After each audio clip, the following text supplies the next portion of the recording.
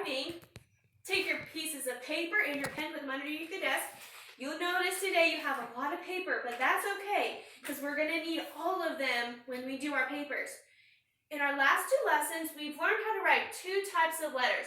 What is one type of letter we learned how to write, Luke? A thank you letter. A thank you letter. Now, why or how are we going to know that it's a thank you letter? When I read that letter, that your thank you letter, how am I going to know that it was a thank you letter? Steven, you answer. By saying thank you in the body. Yes, that's right. And I love how you use our letter term when you gave that answer. Excellent job. And then, what is our last type of letter that we learned about? Matthew. A friendly letter. A friendly letter. Now, how am I going to know that it's a friendly letter? How do I know the difference? That it's not a thank you letter. Because in the thankful letter, or in the thank you letter, you say thank you, and the other one you're being encouraging. Oh, in a friend letter, we're being encouraging to somebody.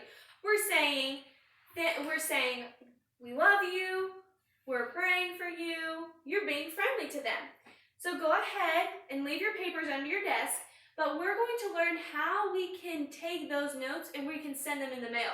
Because you know when you get mail, it comes in an envelope, and there's special stuff on the envelope that helps the postman know where it needs to go.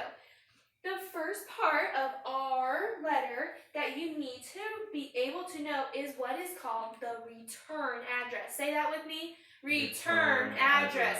The return address is very important. If you don't write this and your letter gets lost in the mail, or it can't be delivered to your friend you're writing it to, we're not going to know who to send it back. That piece of mail, it'll just have to be thrown away because they don't know what to do, and so your friend will never get their letter. So it's important that you write your return address. That way, if something happens, the post office can mail it back to you. The return address, you're going to write your name because that's who is writing it. So if I wrote the letter Miss Pembridge, I write Miss Pembridge on the very first, and we put it in the upper left-hand corner, in the upper left-hand corner. The second line is your street address. So I live on Brent Lane, and the house number is 250.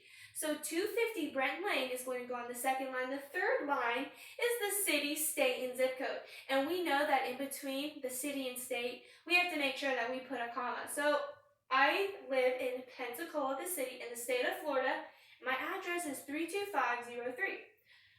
That's my return address. The next address that we're going to write is what is called the address. So what's the next one we write, class? The Address. And the address is to who you're sending to. So your friend. So my friend that I'm going to write it to is Lincoln Smith. And Lincoln Smith, I put his in the middle of the envelope. That way that's the first thing the post office reads, because you want them to know that this is who you're sending your letter to. The second sentence, it's the same as the return one.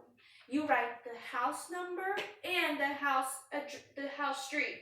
So the house number is 456 and the street address is South Water Road.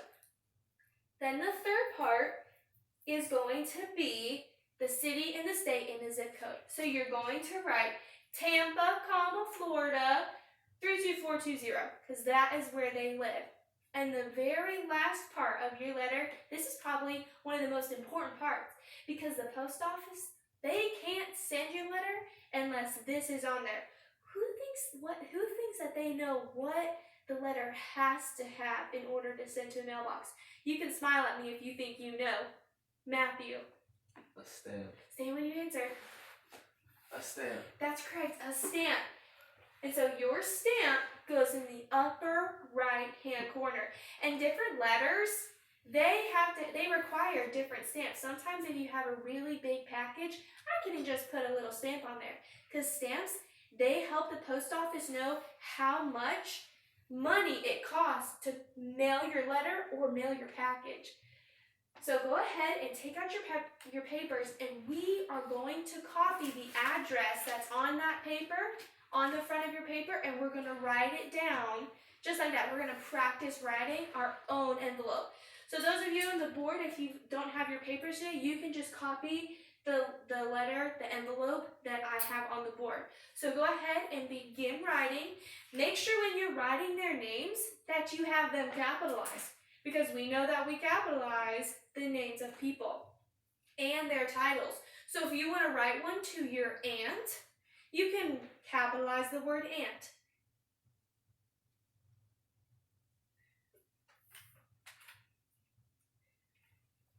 Today when we're writing, I'm just going to be going around and making sure that you're writing your letter, all the parts of the envelope as well, in the correct areas. So, and remember, you don't have to write your name, number, or date. That way we know that this is for our envelope. And we'll know that it's you writing because of the return address. It's going to be your name because you're the one who's writing it. You're the one who is sending the letter. Make sure that when we are writing, we have good spacing and good height. Because remember, these letters, this envelope, if the post office can't read it, they're not going to know who to send it to. So make sure you're using good penmanship. Make sure these all stay the same height as you go across. Watch your R. It looks like a U right now.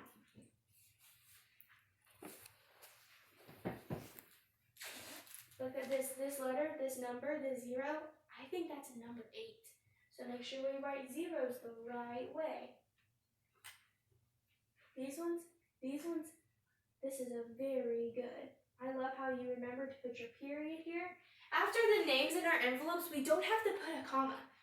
Even though in our letters we put a comma after the name, we don't do that on our envelopes. We only put commas in between the city and the state. So you don't have to add commas for that one. Very good, going back and checking your work. So after you have your return address finished, you can go on down and begin writing your address. So this is your friend's address. This is your friend who's going to be getting the letter.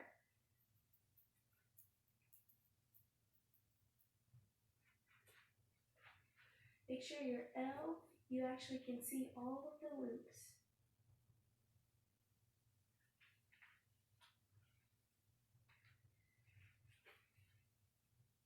Make sure these all touch the line. They're not swimming. These are supposed to be in cursive.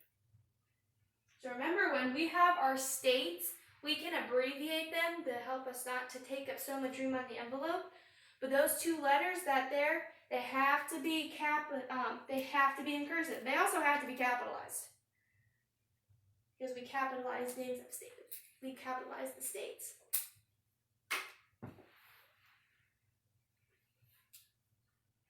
So why is it important to have a return address on your envelope? Sophia. In case the address that you're mailing it to doesn't make it there, they know where to return it to. Excellent.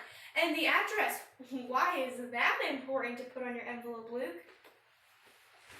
So the post office knows where it's going. That's right. If you don't write the address, they're not going to know who to send it to. So now that you have your envelope, we've addressed it, you can now take either your friendly letter or your thank you letter, and you can choose which one, and on that second piece of paper, you're going to write it out in your neatest penmanship. And then with that envelope that we just wrote on, you can fold it after you have written your letter, and then we can put it in the mailbox after you put a stamp on it, and you can mail it to your friend. So go ahead, pick out which letter you want to write. You're going to write your letter, and then you're going to be able to fold your envelope, and you're going to be able to send it in the mail after we put a stamp on it. So go ahead, pick out your letter, and begin writing. And after we're done writing, then we will go out for recess.